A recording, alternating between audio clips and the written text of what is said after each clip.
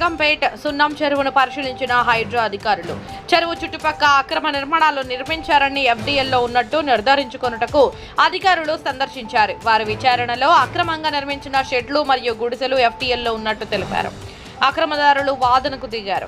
ఎన్నో సంవత్సరాల నుండి నివసిస్తున్నామని, మా భూమి చెరువులో ఉన్నట్టు తెలియదని, మా నిర్మాణాలు కూల్చవద్దని అధికారులకు విన్నవించుకున్నారు. అక్రమ నిర్మాణాలు కూల్చివేస్తామని తెలిపారు.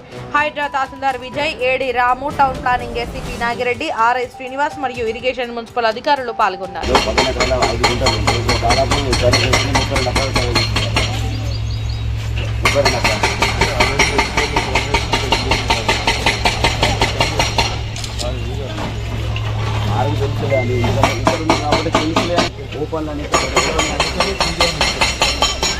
పాత రికార్డులో వచ్చి మేము మాట్లాడుతున్నాం. ప్రజల్లో డిజిటల్ మాట్లాడుతున్నాం. మీరు కానీ పాత రికార్డు చూస్తే చెరువు ఎంత ఉందనేది తెలుస్తుంది కదా.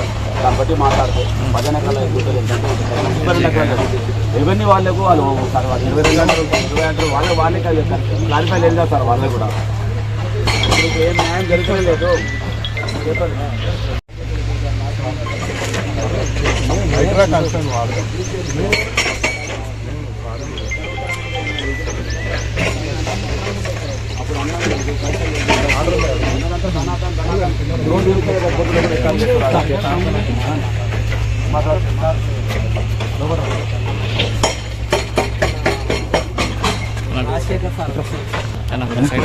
అందరు వస్తారు.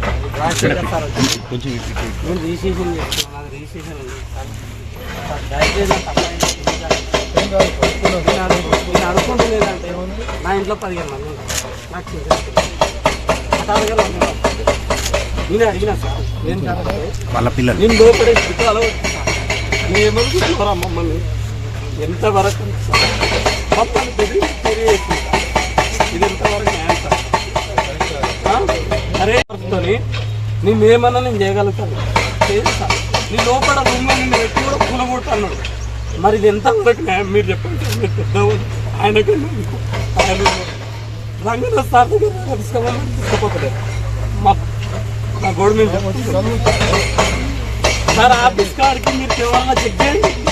10 సార్లు వచ్చినా సార్ నేను ఆఫీస్ కాడికి, హైడ్రా ఆఫీస్ కాడికి, బుద్ధ భవన్ కాడికి 10 సార్లు వచ్చిన.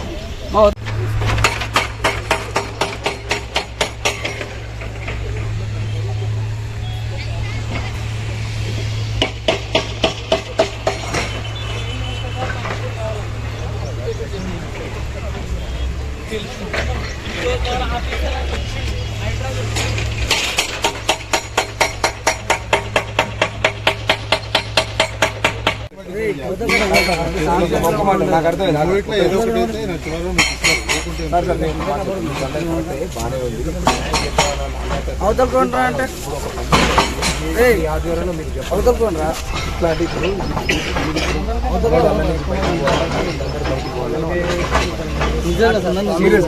వాళ్ళు ఎక్కడ పోతారు? వాళ్ళు ఏమన్నారు సార్? వాళ్ళకి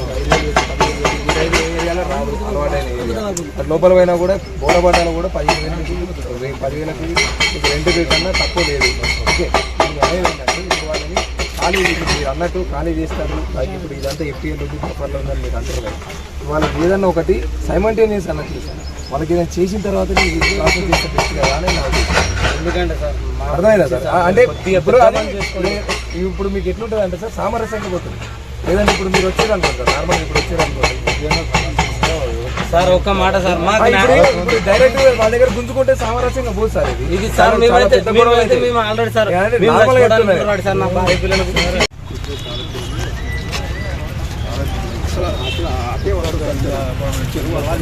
చెరువు